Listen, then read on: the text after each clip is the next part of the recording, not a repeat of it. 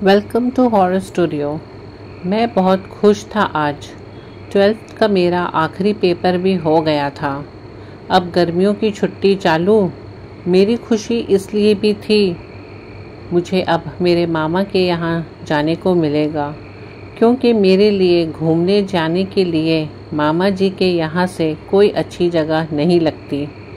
घर में मम्मी ने भी बोल दिया था कि 2 दिन के बाद पापा के स्कूल के पियून भैया उसी गांव में जा रहे हैं, तो उनके साथ ही चले जाना। मैं बहुत खुश था, मुझे मामा जी के यहाँ जाने मिल रहा था। जैसे तैसे 2 दिन निकले। वो दिन आ गया जब मेरी फेवरेट जगह मामा जी के गांव मुझे जाना था। मैं पियून भैया के साथ मामा जी के घर पहुंच गया। पियून भैया वहां से अपने काम के लिए निकल गए। ऐसे पहली बार नहीं हुआ था कि मैं अपने मामा जी के यहाँ गया। जब भी हमारी स्कूल से छुट्टी लगती, हम अपने मामा जी के यहाँ घूमने चले जाते। मेरे मामा गांव के एक किसान हैं। उनके घर में ट्रैक्टर भी, जिसको चलाने का बहुत शौक था मुझे। मामा जी के 2 बेटे संजय और अशोक, एक लड़की ज्योति दीदी। अशोक मेरे उम्र का ही है, मेरा भाई तो है लेकिन उससे अच्छा वो मेरा दोस्त भी है। नानी माँ मेरी बहुत अच्छी हैं। वो खाना बनाने में बहुत माहिर हैं और बहुत अच्छे अच्छे पकवान बनाकर मुझे खिलाती हैं।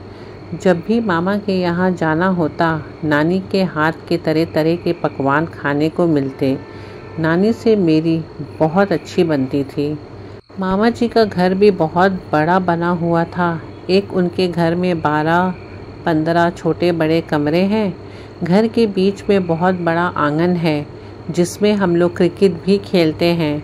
हम 5-7 बच्चे मिलकर बहुत ही हल्ला गुल्ला मचाते हैं। इस बार जब मैं पहुंचा मामा जी के यहाँ, तो नानी माँ की तबीयत ख़राब चल रही थी। उनका बहुत से डॉक्टरों से इलाज करवाया, लेकिन उन्हें आराम नहीं आ रहा था। घर में सभी लोग नानी के लिए बहुत परेशान थे। तभी किसी ने मामा जी को सलाह दी कि पास के गांव में चले जाइए। वहाँ एक पंडित जी हैं जो कि एक तावीज़ के ज़रिए बहुत अच्छा इलाज करते हैं और बड़ा बड़ा रोग भी उससे ठीक हो जाता है। लेकिन वो सिर्फ मंगलवार और शनिवार को ही तावीज़ बनाते हैं। मंगलवार अगले ही दिन था। मामा जी को पास के गांव जाने अगले दिन के लिए वो तैयार हो गए। मंगलवार की सुबह अचानक मामा जी को एक बहुत ज़रूरी काम आ गया। वो शहर ये बोलकर चले गए कि मैं 4 बजे तक वापस आकर पास के गांव चले जाऊंगा, लेकिन मामा जी 5 बजे तक नहीं आए। उनका फ़ोन आया कि वो रात तक ही आ पाएंगे।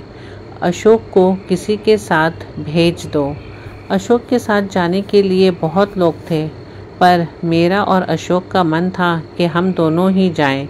कैसे भी मामी को समझाकर हम दोनों जाने को तैयार हुए। मामा जी के पास एक यामाहा मोटरसाइकिल है, जिससे हम दोनों पास के गांव जाने के लिए तैयार हुए।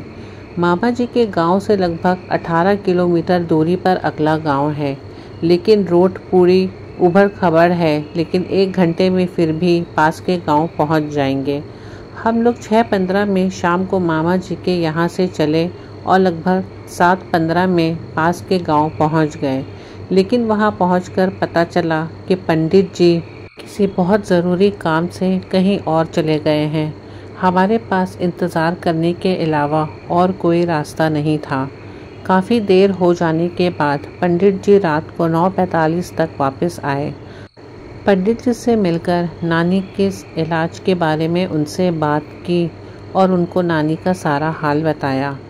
पंडित जी ने थोड़ा सोचा और सोचकर कहा कि आप बैठें, मैं मुंह हाथ धोकर आता हूँ। जब वापस आए तो 30 मिनट और निकल गए थे। उन्होंने फिर मुझे तावीज़ बनाकर दिया, जिसकी मैंने शर्ट के ऊपर वाली जेब में रख लिया। फिर हम जब निकलने को हुए तो पंडित जी ने बोला कि दाल बाटी बना है, आप खाकर जाएं। हम लोगों ने मना किया, पर वो नहीं माने। भूख तो हम लोगों को भी लगी थी। हम दाल बाटी खाकर निकले तो रात के 11:45 टाइम हो गई थी। आधी रात थी। हम लोग अपने बाइक से चले जा रहे थे। रास्ता भी इतना उबड़ खाबड़ था कि गाड़ी स्पीड 25 से 30 ज़्यादा नहीं चल पा रही थी। रास्ते में अजीब पत्थर भी थे जिसकी वजह से गाड़ी इधर उधर भी भाग रही थी। अभी 5 से 6 किलोमीटर ही हुआ होगा कि हमारे कानों में किसी लड़की की आवाज़ आई और वो बहुत ज़ोर ज़ोर से चीख रही थी, बचाओ बचाओ बचाओ। ये आवाज़ हमारे नज़दीक आती जा रही थी। मुझे कुछ अजीब सा महसूस हो रहा था, पता नहीं अब क्या होने वाला था। मैं और अशोक काफ़ी डर चुके थे और हमारी हिम्मत बिल्कुल भी नहीं हो रही थी कि हम आगे बढ़ें। तभी अचानक जब मैं पीछे मुड़ा तो वहाँ कोई भी नहीं था और जैसे मैं आगे मुड़ा तो मैंने देखा कि अशोक वहाँ से गायब हो चुका था। मैं बहुत ज़्यादा ही डर गया था और लेकिन उसे अकेले छोड़ भी नहीं सकता था। उसे ढूंढते ढूंढते मैं जंगल की तरफ चला गया। जंगल में जब मैं पहुंचा तो वहां मैं देखता हूं कि अशोक एक पेड़ से लटका हुआ है और उसके नीचे एक लड़की जो अपने मुंह को नीचे करके ज़ोर ज़ोर से हंस रही है। मैं बहुत ज़्यादा ही डर गया, लेकिन मैं अशोक को वहां पर छोड़कर जाना नहीं चाहता था। मैं डरते डरते आगे बढ़ा और उस लड़की के पास गया। जब मैंने हिम्मत करके उससे पूछा, कौन हो तुम और यहाँ तुम अशोक के साथ क्या कर रही हो, तो वो ज़ोर ज़ोर से हंसने लगी। मैंने बहुत हिम्मत करके उससे पूछा, कौन हो तुम। जब उस लड़की ने पलटकर मुझे देखा तो उसका चेहरा इतना भयानक था जिसे देखकर मैं ज़मीन पर जा गिरा। लेकिन मुझे अशोक को वहाँ से किसी भी तरीके से ले जाना था, तो मैंने हनुमान चालीसा पढ़ना शुरू किया। जब मैंने हनुमान चालीसा पढ़ना शुरू किया, वो लड़की अजीब अजीब सी हरकत करने लगी और हवा में उड़ने लगी। लेकिन मुझे अशोक को किसी भी हाल में वहाँ से निकालना था। मैंने हिम्मत बिल्कुल भी नहीं हारी और मैं हनुमान चालीसा पढ़ते हुए आगे बढ़ा। मैं जैसे ही आगे बढ़ा तो अशोक वहाँ नीचे गिर गया। मैं उसे जल्दी से उठाकर लेकर सड़क की तरफ भागा। मुझे कुछ समझ में नहीं आ रहा था क्योंकि गांव वहाँ से काफ़ी दूर था, तो मैं वापस उसे लेकर पंडित जी की तरफ जा ही रहा था कि रास्ते में मुझे एक आदमी मिला। उस आदमी ने हम लोग को घबराते हुए देखकर पूछा, क्या हुआ भाई, ऐसे क्यों भाग के आ रहे हो, रास्ते में कुछ देखा है क्या। हम लोगों को अजीब सा लगा कि ये ऐसे क्यों पूछ रहा है, क्या इससे मालूम है क्या कि हमने रास्ते में क्या देखा है। उस आदमी ने कहा कि भाई घबराओ मत, ये यहाँ पे रात को अक्सर होता है और ये सब इस पंडित जी के कारण होती है। ये सुनते ही मैं और अशोक बहुत ज़्यादा ही घबरा गए और उस आदमी से मदद मांगने लगे कि किसी भी तरीके से आज की रात हमें काटने के लिए कोई जगह बता दो। तो उस आदमी ने कहा कि आप घबराइए मत, आप मेरे घर चलिए और मैं आपको सब कुछ बताता हूँ।